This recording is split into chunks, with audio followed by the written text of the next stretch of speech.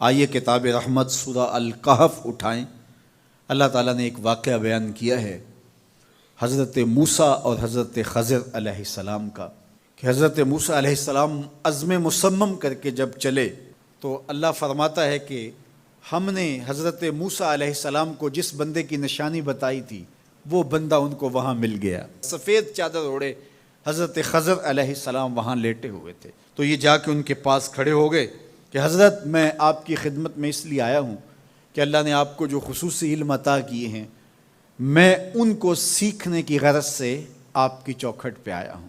کہا تم میرے ساتھ صبر نہیں کر پاؤ گے، معاملے مشکل ہیں، سفر دشوار ہے، منزل کٹھن ہے، اور میرے معاملات ایسے ہیں کہ تم اعتراض کرو گے اس کے بغیر تم رہ نہیں سکتے۔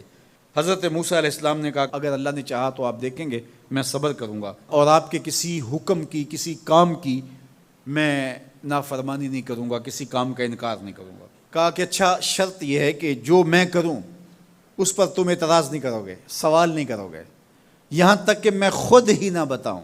تو کہا کہ یہ شرط ٹھہری، میں کوئی بات نہیں کروں گا۔ فانطلقا، دونوں چل پڑے، دریا کے پار جانا تھا۔ جو کشتی کا مالک تھا، کشتی بان تھا، وہ حضرت خضر علیہ السلام کو جانتا تھا تو اس نے کرایہ بھی نہیں لیا، لیکن جب کشتی پر سوار ہوئے تو عصا مار کے حضرت خضر علیہ السلام نے کشتی کا ایک پھٹا توڑ دیا۔ تو بے ساختہ حضرت موسیٰ علیہ السلام نے کہا آپ نے پھٹا توڑ دیا، یہ سارے ڈوب جائے؟ کہا میں نے کہا تھا نا تم میرے کاموں پہ صبر نہیں کر پاؤ گے۔ تو حضرت موسیٰ کو یاد آیا، کہا میں بھول گیا تھا، اس پر مواخذہ نہ کیجیے۔ پھر دونوں چل پڑے، بچے کھیل رہے تھے، ایک خوبصورت لڑکا وہ بھی بچوں میں کھیل رہا تھا۔ حضرت خضر آگے بڑھے اور اس کی گردن مروڑ دی، اس کو قتل کر دیا۔ صاحب شریعت تھے حضرت موسیٰ علیہ السلام، نہ رہ سکے، پھر بول پڑے ایک جان کو بغیر کسی جان کے بدلے میں قتل کر دیا، اس نے گوایا کیا تھا ہمارا؟ آپ نے بہت ہی جو ہے وہ غلط کام کیا، یہ کام اچھا نہیں کیا آپ نے۔ کہا میں نے کہا نہیں تھا کہ تم میرے ساتھ صبر نہیں کر پاؤ گے۔ کہا ایک موقع اور دے دیجئے، اب اگر میں نے کوئی اعتراض اٹھایا تو پھر دوبارہ مجھے آپ اپنی صحبت میں نہ رکھیے، عذر تمام ہو جائے گا۔ پھر دونوں چل پڑے، یہاں تک کہ ایک بستی میں دونوں آئے تو آپ نے بستی والوں سے کہا کہ ہم مہمان ہیں، آپ ہماری مہمان نوازی کیجیے، کھانا کھلائیے۔ تو انہوں نے انکار کر دیا، کہا کہ ہم تو آپ کو بلایا نہیں ہے، آپ خود آئے ہیں، آپ اپنے کھانے کا خود انتظام کیجیے۔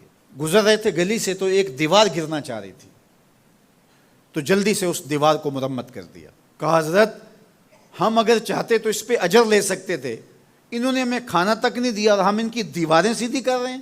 کہا اب تمہاری میری جدائی ہو گئی، تم نے یہ بھی اعتراض کر دیا۔ تو انہیں یاد آیا کہ وہ یہ بھی اعتراض ہو گیا۔ اب میں تمہیں بتاتا ہوں کہ یہ 3 کام میں نے کیوں کیے۔ اللہ اکبر۔ اب سنیے، قرآن ہمیں بتاتا ہے کہ ظاہری علم بھی ہوتا ہے لیکن کوئی باطنی علم بھی ہوتا ہے۔ کہا وہ پہلی بات کشتی والی سنو، یہ 2 مسکین بچوں کی کشتی تھی، ان کے گھر کا چولہا اس کی کمائی سے جلتا تھا۔ دریا کنارے کنارے ایک ظالم بادشاہ رہا تھا جو لوگوں کی کشتیاں چھین رہا تھا، ہم نے تھوڑا سا عیب لگا دیا، وہ ٹوٹی کشتی چھوڑ کے چلا گیا۔ اب وہ تھوڑے سے پیسے لگا کے کشتی مرمت کرا لیں گے، گھر کا چولہا جلتا رہے گا، بتاؤ اچھا کیا یا برا کیا؟ کہا رہی بات اس بچے کی جس کو ہم نے قتل کیا، اس کے ماں باپ مومن تھے، نیک تھے، صالح تھے، بچے نے بڑا ہو کے بہت برا ہونا تھا، ہم نے اس کو قتل کر دیا، اللہ اس کے بدلے ان کو بہتر اولاد دے گا۔ علماء تفسیر نے لکھا ہے اس بچے کے بدلے میں اللہ نے ان والدین کو ایک بیٹی عطا کی جس کی نسل سے 70 نبی پیدا ہوئے۔ دیوار کی کہانی بھی سن لیجئے، یہ شہر کے 2 یتیم بچوں کی دیوار تھی اور اس کے نیچے ان کا خزانہ تھا اور ان کا باپ بڑا نیک تھا۔ خزانہ دیوار کے نیچے ہے، دیوار گرنا چاہ رہی ہے، کسی معمولی دھکے سے گر جاتی۔ 2 ہی صورتیں تھیں، یا وہ بچے خود اپنا خزانہ اٹھا لیتے یا لوگ اٹھا کے لے جاتے۔ لوگ اٹھا کے لے جاتے پھر بھی ہاتھ میں کچھ نہ آیا، اور اگر وہ خود اٹھا لیتے تو بچے ہیں، بچپنے کی وجہ سے وہ اس کو اڑا دیتے۔ تو ہم نے اس کے اوپر دیوار کھڑی کر دی، جب تک وہ اس قابل نہیں ہو جاتے کہ یہ خزانہ نکال کے اس کو صحیح مصرف پہ لگا سکیں، اتنی دیر تک دیوار گرے گی نہیں۔ اللہ اکبر۔ وہ کسی وجہ سے دیوار قائم رہے گی، اور جب وہ اس عمر کو پہنچ جائیں گے جس عمر میں وہ اس خزانے کو سنبھال سکیں گے تو پھر دیوار خود بخود گر جائے گی اور یہ خزانہ نکال کر کے اپنے کام پہ لے آئیں گے۔ میں جب پہلی مرتبہ اس کو جو ہے وہ غور کے ساتھ تلاوت کیا تو مجھے یہ لگا کہ اس کا انطباق پاکستان کے حالات پہ بھی ہو سکتا ہے، اس لیے کہ یہ بھی یتیموں کا سرمایہ ہے۔ کتنے یتیم روتے بلکتے رہ گئے اور ان کے سر سے جو ہے وہ سائے اٹھ گئے اس وطن کے لیے، لیکن میرے مالک نے اس ملک کے خزانوں پر گہرے پہاڑ اور بڑی بڑی دیواریں کھڑی کر دی ہیں۔